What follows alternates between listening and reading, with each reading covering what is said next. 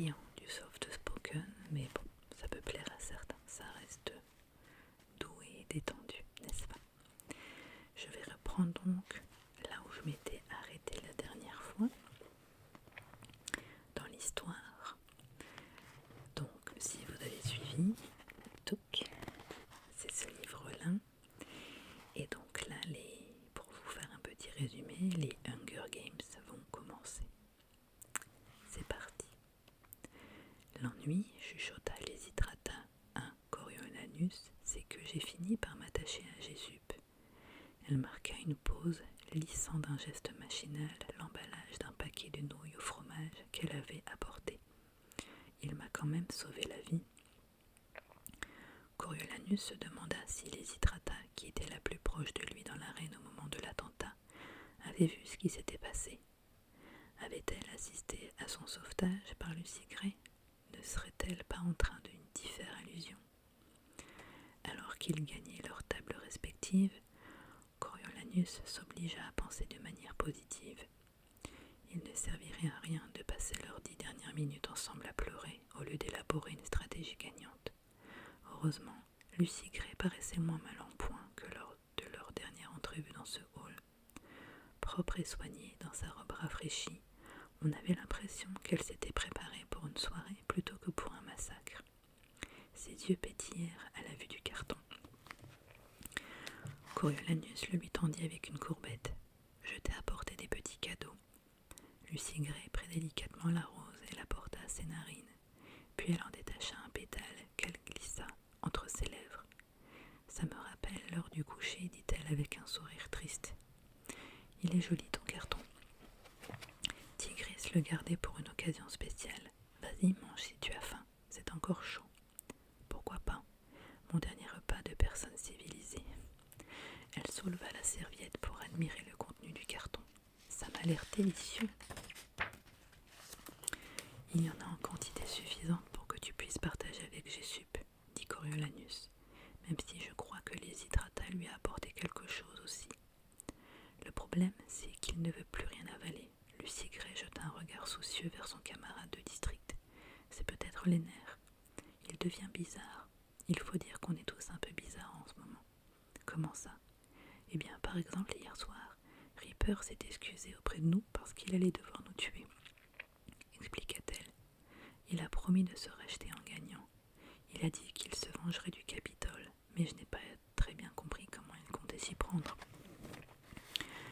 Coriolanus jeta un coup d'œil à Reaper.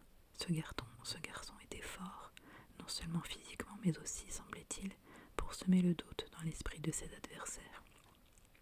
Et comment avez-vous réagi? Pour la plupart, on était sidérés. Gésup lui a craché dans l'œil.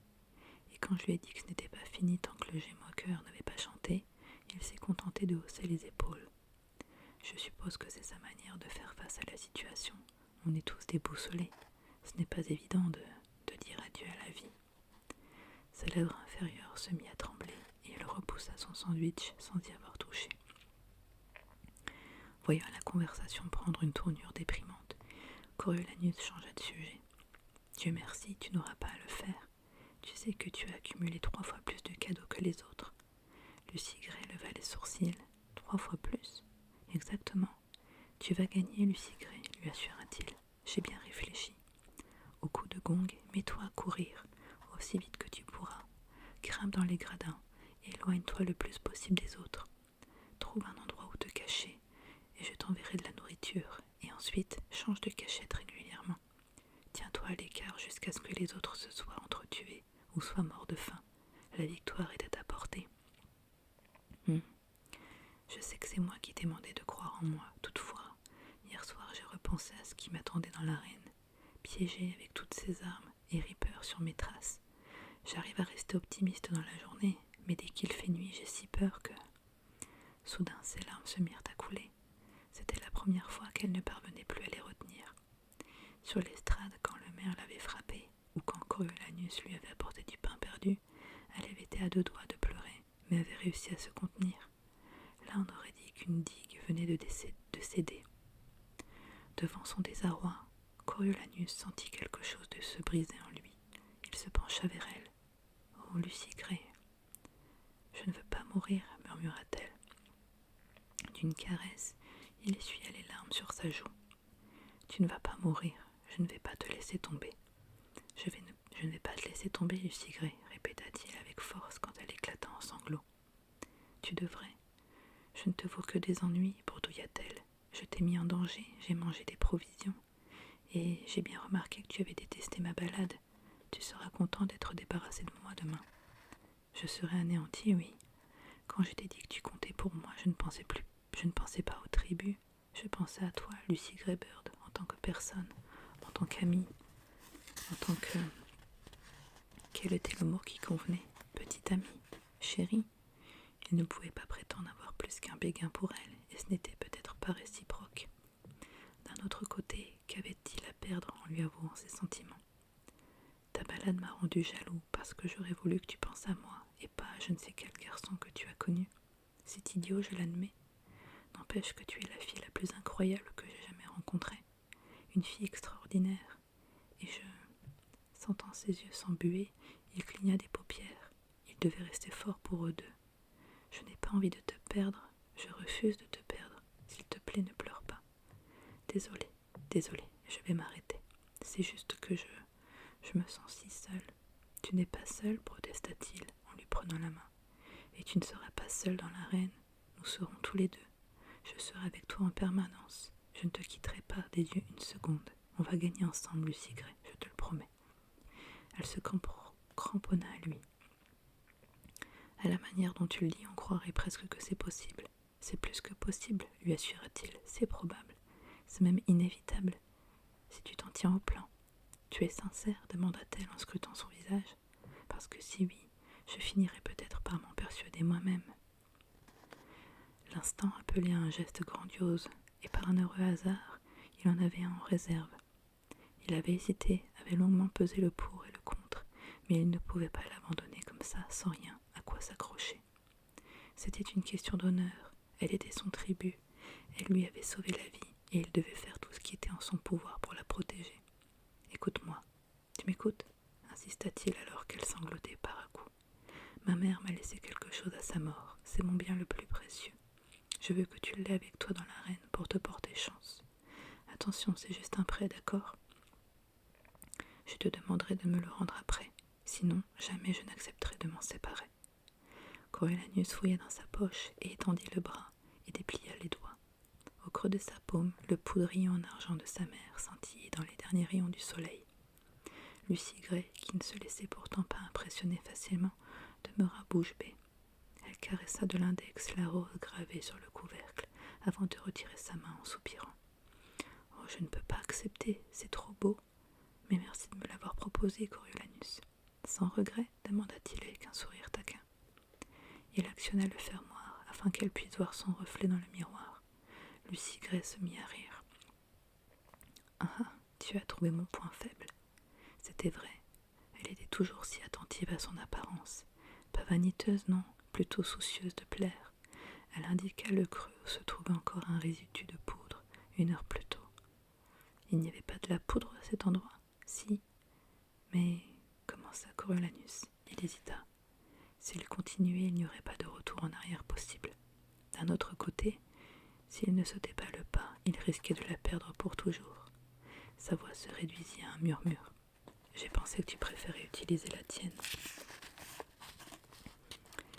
Lucy Gray comprit instantanément. Son regard fila en direction des pacificateurs qui heureusement ne faisaient pas attention à eux, et elle se pencha sur le poudrier. « On sent encore le parfum, irrésistible. Comme les roses, dit-il. Comme toi, répliqua-t-elle.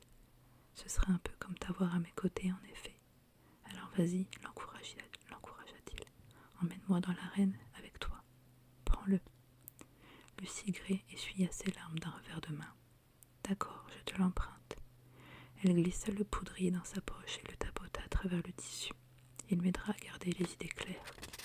Si je me mets en tête de gagner les jeux, j'ai peur de m'emballer. Si je me dis simplement, il faut que je rapporte ce poudrier à Coriolanus, ça devrait aller. Ils discutèrent encore quelques minutes pour l'essentiel, du plan de la reine et des meilleures cachettes possibles, et il parvint à lui faire avaler la moitié de son sandwich et la totalité d'une pêche, avant que la professeure Sickle ne siffle la fin de l'entrevue. Coriolanus n'aurait pas su dire comment ils se retrouvèrent debout l'un contre l'autre, elle cramponnée à sa chemise et lui avec les bras autour de sa taille.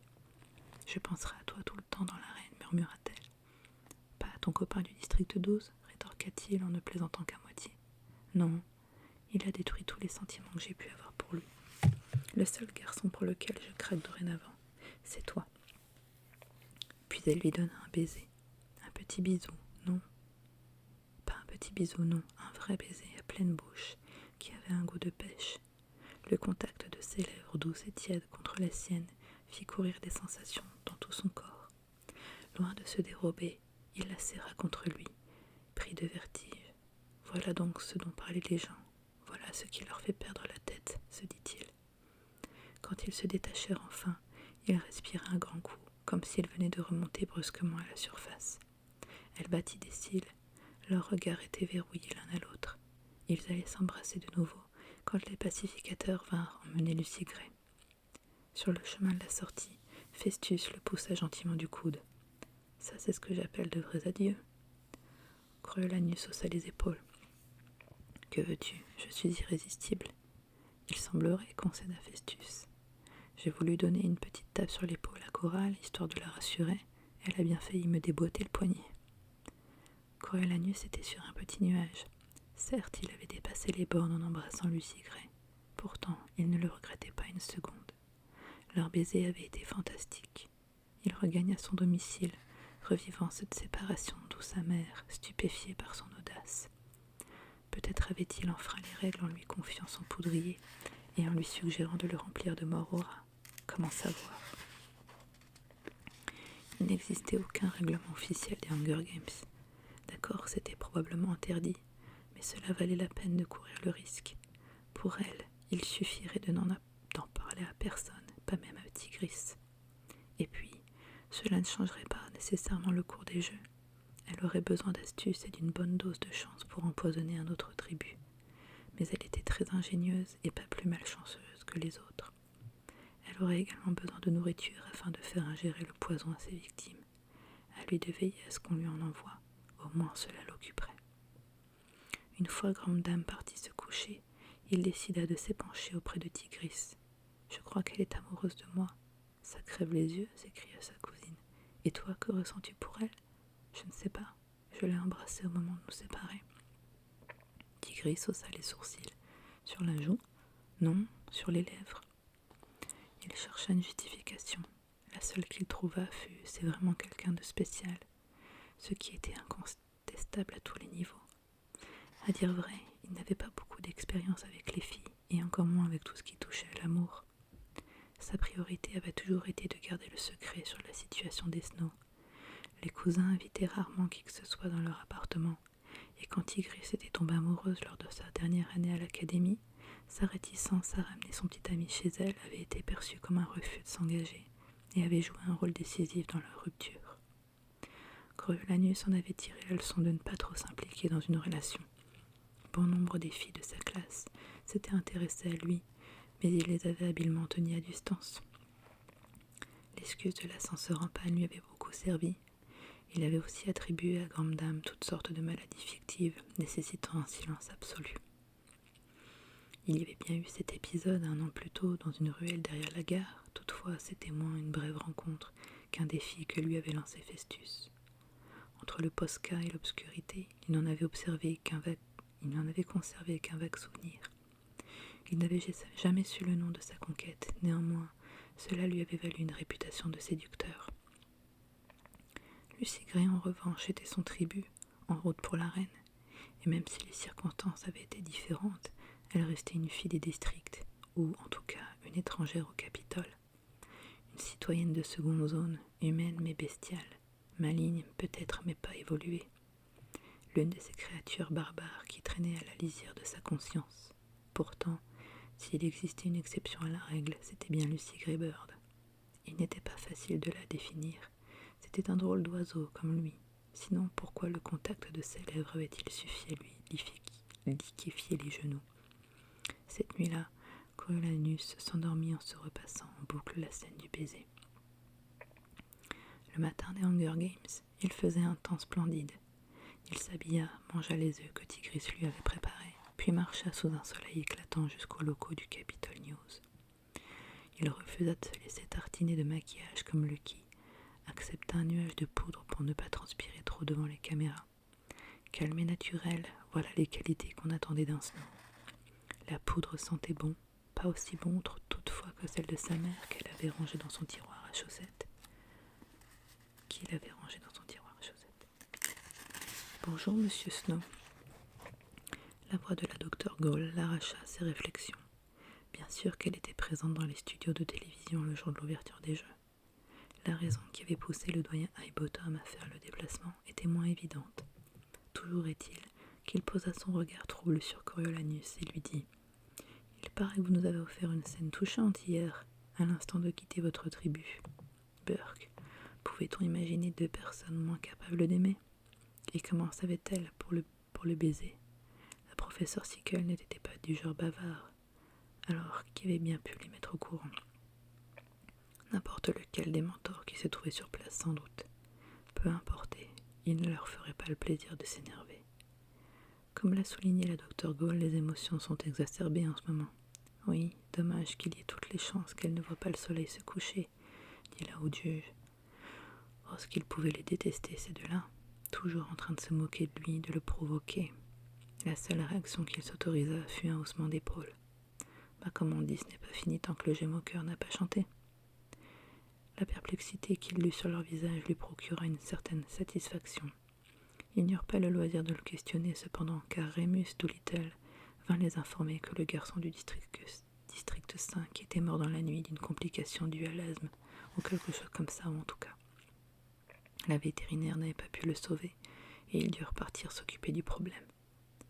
Malgré tous ses efforts, Coriolanus fut incapable de se souvenir de ce garçon, ou même de qui était son mentor. En préparant l'ouverture des Jeux, il avait mis à jour la liste des mentors qu'il avait reçus du professeur de Miglos. Pour se simplifier la vie, il avait décidé de biffer les noms par paire, sans faire de détails. Bien que la méthode manquât peut-être de délicatesse, c'était encore le meilleur moyen d'éviter les erreurs. Il sortit la liste de son sac pour rayer le nom de cette dernière victime.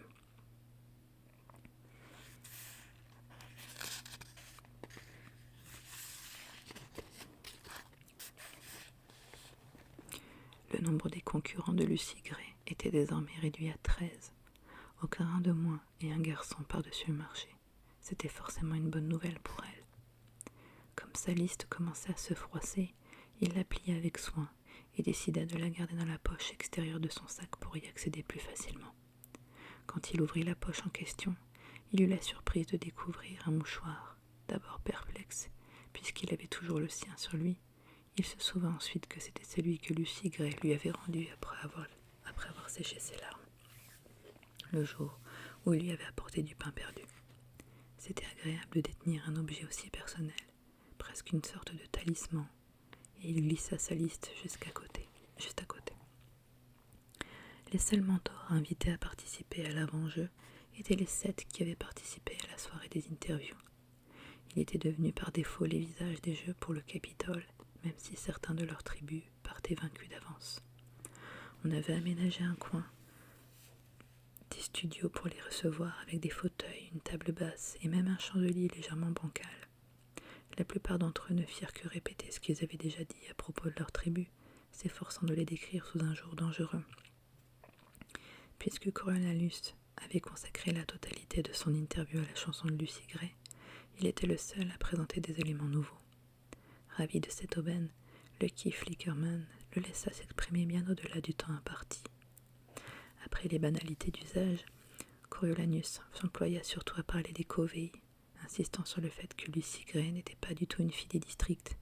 Les Covey étaient des artistes de scène, des musiciens comme on en voyait peu, et ne ressemblaient pas plus aux gens des districts que les habitants du Capitole. D'ailleurs, à bien y réfléchir, il était presque du Capitole. Il ne devait qu'à une succession de revers de fortune d'avoir échoué dans le 12, où on les avait peut-être détenus par erreur. Car enfin, tout le monde avait remarqué à quel point Lucy Gray semblait chez elle au Capitole, et Lucky dut convenir qu'en effet, cette jeune fille avait quelque chose de spécial. Lésistrata lui lança un regard agacé au moment de lui succéder dans le fauteuil de l'invité. Et il comprit pourquoi, quand il l'entendit s'efforcer d'établir un lien entre Jessup et Lucy Gray, et de les présenter comme un duo pour inspirer la sympathie. Jessup était un pur produit du district 12, un mineur de charbon jusqu'au bout des ongles, c'était indéniable. Cela dit, les deux n'avaient-ils pas montré d'emblée une complicité naturelle?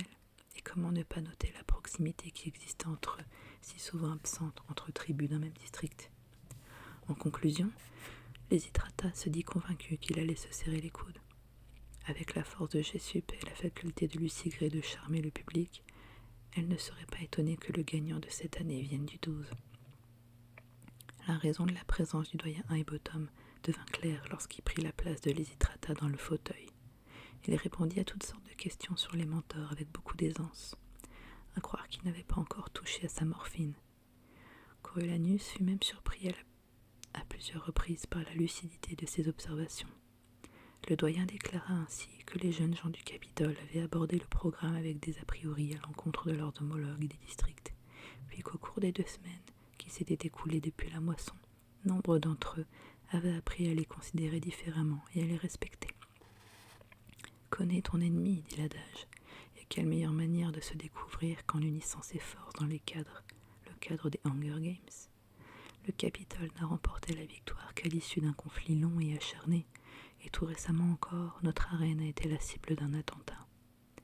Imaginez que l'un ou l'autre des 2 camps manque d'intelligence, de force ou de courage serait une erreur grossière. Vous n'êtes tout de même pas en train de comparer nos enfants aux leurs, protesta Lucky. On voit au premier regard que les nôtres sont d'un autre niveau. Ce qu'on voit au premier regard, c'est qu'ils sont mieux nourris, mieux habillés, et qu'ils bénéficient de meilleurs soins dentaires, rétorqua le doyen Highbottom. En déduire une quelconque forme de supériorité physique, mentale ou morale serait une aberration. Ce genre de prétention a failli nous coûter cher pendant la guerre. Fascinant, s'exclama Lucky, visiblement décontenancé. Ce que vous nous dites est absolument fascinant. Merci, monsieur Flickerman. Votre opinion est de la plus haute importance pour moi, répliqua le doyen avec le plus grand sérieux. Trop imbu de lui-même pour sentir le persiflage, Lucky rougit de plaisir. C'est très aimable à vous, monsieur Highbottom. Comme vous le savez, je ne suis qu'un modeste présentateur météo et un excellent magicien amateur. Là, je suis obligé de plaider coupable, s'exclama Lucky avec un gloussement. Attendez, qu'est-ce que vous avez là? Il tendit la main derrière l'oreille du doyen et en ramena un petit bonbon à rayures. Je crois que c'est à vous, dit-il en le lui présentant. Le bonbon fondait déjà au creux de sa paume. Highbottom ne fit aucun geste pour le prendre. Mon Dieu! Comment avez-vous fait ça, Lucky? Secret professionnel, répondit celui-ci, avec un sourire entendu. Secret professionnel. Des voitures les attendaient pour les ramener à l'académie. Coriolanus se retrouva en compagnie de Félix et du doyen Highbottom. Les deux semblaient bien se connaître. Ils l'ignorèrent complètement pour ne bavarder qu'entre eux. Cela donna le temps à Coriolanus de s'interroger sur ce qu'avait dit le doyen à propos des habitants des districts. À savoir qu'ils étaient en tout point semblables aux gens du Capitole, si ce n'est qu'ils vivaient moins bien. C'était une idée assez radicale, surtout pour la télévision. Gandam et beaucoup d'autres avaient certainement réagi avec indignation, et qui réduisait à néant les efforts de Coriolanus pour distinguer Lucy Gray des districts. Il se demanda si sa propre réaction tenait à des considérations stratégiques ou si elle reflétait plutôt sa confusion concernant ses sentiments pour elle. À l'entrée du hall, alors que Félix était retenu par une équipe de reportage, Coriolanus sentit une main se poser sur son bras. « Votre ami qui vient du 2, vous savez, les motifs » marmonna le doyen Highbottom. « C'est Janus Plint ?» Que Séjanus ne fût pas proprement parlé un ami ne regardait pas le doyen. Dites-lui de se trouver un siège près de la sortie.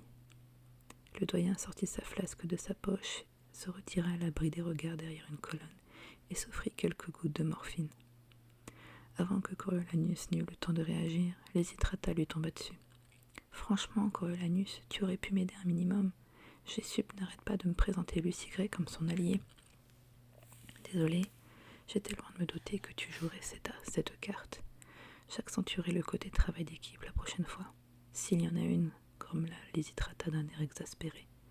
Satyria fendit la foule pour les rejoindre et n'arrangeant rien en déclarant « Quelle interview remarquable, mon cher. Je me suis presque laissé convaincre que ta candidate était née au Capitole. Viens maintenant, toi aussi, Lysistrata. Il vous faut vos badges et vos bracelets de commande. » Elle les entraîna à travers le hall qui, contrairement aux années précédentes, bruissait d'excitation. Plusieurs personnes crièrent bonne chance à Coriolanus ou le félicitèrent pour son interview. Ces marques d'intérêt le flattèrent autant qu'elles le gênèrent. Lors des éditions antérieures, les gens baissaient les yeux, ne parlaient qu'à voix basse et seulement si c'était nécessaire. Alors que là, on sentait un frémissement d'impatience dans la foule, comme avant le coup d'envoi d'un événement sportif. Assis à une table, un juge supervisait la distribution de l'équipement des mentors. On leur remit à chacun un badge jaune vif avec le mot mentor écrit dessus, à porter autour du cou. En revanche, seuls ceux qui avaient encore un tribut reçurent un bracelet de commande. De tels gadgets technologiques avaient disparu pendant la guerre avec les nouvelles priorités industrielles. Aujourd'hui encore, il restait rare et difficile à se procurer. Il comportait un petit écran sur lequel le nombre de cadeaux offerts par des sponsors s'affichait en rouge. Il suffisait de faire défiler la liste, de sélectionner un objet et de cliquer dessus pour activer sa livraison par drone. Certains tribus n'avaient eu droit à aucun cadeau. Malgré son absence lors des interviews, Reaper avait décroché plusieurs sponsors qui avaient dû le remarquer aux os. Mais Clémentia n'était pas là, et son bracelet demeura sur la table, sous le regard envieux de Livia. Coriolanus prit Lysistrata à l'écart pour lui montrer son écran. « Regarde, j'ai une petite fortune disponible en cadeau. Si elles sont ensemble, je pourrais leur envoyer de quoi manger à tous les deux. » « Merci, je ferai pareil. Désolé pour tout à l'heure, tu n'y es pour rien, j'aurais dû t'en parler avant. » Sa voix baissa d'un cran. « C'est juste que je n'ai pas réussi à fermer l'œil de la nuit. Devoir assister à ce massacre. Je sais qu'on veut punir les districts, mais n'ont-ils pas déjà été assez punis comme ça? Combien de temps va-t-on encore leur balancer la guerre à la figure? Oh, je crois que cela ne s'arrêtera jamais, comme la docteur Gull nous l'a dit en classe. Il n'y a pas qu'elle, regarde-moi tous ces excités, ça me dégoûte. » Coriolanus tenta de l'apaiser. D'après ma cousine, il ne faut pas oublier qu'on n'y est pour rien, qu'on n'est encore que des enfants nous aussi. Ça me fait une belle jambe de savoir que l'on utilise de cette façon, répliqua Lysistrata maussade, surtout que 3 d'entre nous sont morts. Les utiliser? Coriolanus n'avait jamais envisagé son rôle de mentor autrement que comme un honneur, une manière de servir le Capitole et peut-être de se couvrir de gloire. Lysistrata n'avait pas tort cependant. Si la cause n'était pas honorable, en quoi était-ce un honneur d'y collaborer? Il se sentit d'abord déconcerté, puis manipulé, et enfin impuissant. Comme s'il était plus un tribut qu'un mentor. « J'espère que ces jeux se termineront vite, » ajouta Lysistrata. « Ce sera le cas. Tu veux t'asseoir à côté de moi? On pourra coordonner nos cadeaux. D'accord ?» L'école était là au complet. Ils s'approchèrent des 24 sièges réservés aux mentors, au même emplacement que lors de la moisson. Tous les mentors valides étaient tenus d'être présents, qu'ils aient encore un tribut ou non. « Pas au premier rang, » dit Lysistrata. « Je ne veux pas qu'on vienne me coller une caméra sous le nez quand il se fera tuer. » Elle avait raison, bien sûr. Les caméras zoomeraient sur le mentor, et si Lucy Gray mourait, surtout si Lucy Gray mourait, Coriolanus pouvait être certain d'avoir droit à un très très long gros plan. Il entraîna donc sa camarade vers la rangée du fond. En s'essayant, il jeta un coup d'œil à l'écran géant. Le Key Flickerman était en train de dépeindre les districts sous un jour pittoresque, parlant aussi bien de leurs industries que du temps qu'il y faisait, agrémentant sa prestation de quelques tours de magie. Le Hunger Games représentait une belle promotion pour lui. Pour accompagner son discours sur la production d'électricité du district 5, il craignit pas de recourir à un gadget qui lui hérissait les cheveux sur la tête. « Quel crétin !» marmonna Lysistrata, avant de se tourner vers l'entrée. Ouah, ça devait être une sacrée grippe. Coriolanus aperçut Clémentia qui récupérait son bracelet de commande et fouillait la salle du regard. À la seconde où elle le vit, elle marcha droit sur lui, manifestement furieuse. Elle avait une mine épouvantable. Le jaune de ses yeux avait viré au pollen pâle, et malgré son chemisier à col montant et à longues manches qui dissimulait la partie écailleuse de sa peau, elle continuait à dégager une impression maladive. Elle grattait machinalement les plaques sèches qu'elle avait sur le visage, et sa langue, qui ne dardait plus dehors, semblait constamment explorer l'intérieur de sa bouche. Elle se planta devant lui, détachant des petits morceaux de peau du bout des ongles, l'œil noir. « Merci pour tes visites, Corio, dit-elle. J'avais l'intention de venir, Clémy, mais tu sais, j'étais plutôt mal en... » Elle lui coupa la parole. « Merci d'avoir contacté mes parents. Merci de leur avoir dit où j'étais. » Lysistrata parut perplexe. « On savait tous où tu étais, Clem. On nous a dit que tu ne pouvais pas recevoir de visite parce que tu étais contagieuse. J'ai voulu t'appeler un après-midi, on m'a répondu que tu dormais. » Coriolanus saisit la balle au bond. « J'ai essayé moi aussi, Clémy, à plusieurs reprises. On m'a rembarré chaque fois. Quant à tes parents, les médecins m'avaient dit qu'ils venaient. » Tout cela était faux, bien sûr, mais qu'aurait-il pu dire ? De toute évidence, le venin avait déstabilisé sa camarade, sans quoi elle n'aurait jamais fait un esclandre en public. « Si je me suis trompée, je m'en excuse, j'étais à peine remis moi-même. »« Ah bon ?» rétorqua Clémentia. « Tu avais pourtant l'air en pleine forme pendant les interviews, avec ta candidate. »« Eh, doucement, Clem, » intervint Festus, qui venait de le rejoindre. « Il n'y est pour rien si tu es tombé malade. »« Ta gueule, Festus, tu ne sais pas de quoi tu parles. » cracha Clémentia avant de s'éloigner pour s'asseoir au premier rang. Festus prit place à côté de Lysistrata. « C'est quoi son problème ? À part qu'on dirait qu'elle est en train de muer. »« Va savoir, répondit Lysistrata. On est tous sur les nerfs en ce moment. Quand même, insista Festus, elle ne lui ressemble pas. Je me demande. C'est Janus, appela Coriolanus, histoire de faire diversion. Par ici. Il restait un siège vide à côté de lui, et il désirait changer de sujet. Merci, dit Séjanus en se laissant tomber sur le dernier fauteuil de la rangée. Lui aussi paraissait mal en point, fatigué. Il avait le teint luisant. Lysistrata se pencha par-dessus Coriolanus et lui pressa la main.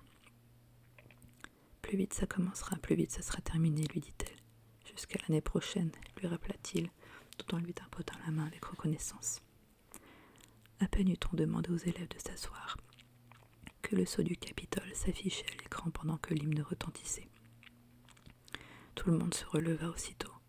La voix de Coriolanus couvrait celle des autres mentors qui se contentaient de marmonner les paroles. Bon sang, ne pouvait-il pas faire un effort ? Quand le Key Flickerman réapparut à l'écran et étendit les mains en un geste d'accueil, Coriolanus constata qu'il avait encore la trace colorée du bonbon au creux de sa paume. « Mesdames et messieurs, déclara-t-il, que les 10e Hunger Games commencent. » Un plan large de l'intérieur de l'arène lui succéda. Les 14 tribus encore en lice placées en arc de cercle attendaient le signal du départ. Personne ne leur prêta attention. Pas plus qu'aux gravats qui jonchaient le sol depuis l'attentat ou aux armes disséminées dans la poussière. Pas plus qu'aux drapeaux de Panem qui flottaient au-dessus des gradins, apportant au lieu une touche décorative inédite. Tous les regards suivirent avec fascination la caméra qui zoomait lentement sur les 2 poteaux dressés à proximité de l'entrée principale. Hauts d'environ 7 mètres, ils étaient reliés par une barre traversale à laquelle Marcus était suspendu par les poignets. Si meurtri et sanguinolent que dans un premier temps, Coriolanus le crut mort, puis ses lèvres boursouflées s'entr'ouvrirent, dévoilant ses dents cassées, et personne ne put plus en douter qu'il était toujours en vie. Et voilà les amis, c'est donc la fin de ce chapitre 13. N'hésitez pas à me dire si l'histoire vous plaît, et dans ces cas-là je poursuivrai. Dites-moi assez rapidement pour que je ne le termine pas trop vite, puisque je vous rappelle que c'est également mon livre de chevet que je lis tous les soirs. Bref, donc n'hésitez pas à me dire rapidement si l'histoire vous plaît, pour que je puisse continuer à vous lire des passages. Voilà. J'espère que mes vidéos vous plaisent toujours également. N'hésitez pas, comme je le mentionne de temps en temps en commentaire dans la barre de description, de me mettre des j'aime, de commenter si vous en avez envie, si vous avez des choses à partager avec moi, et surtout de vous abonner si ce n'est pas encore fait. Voilà les amis, je vous fais de gros bisous et je vous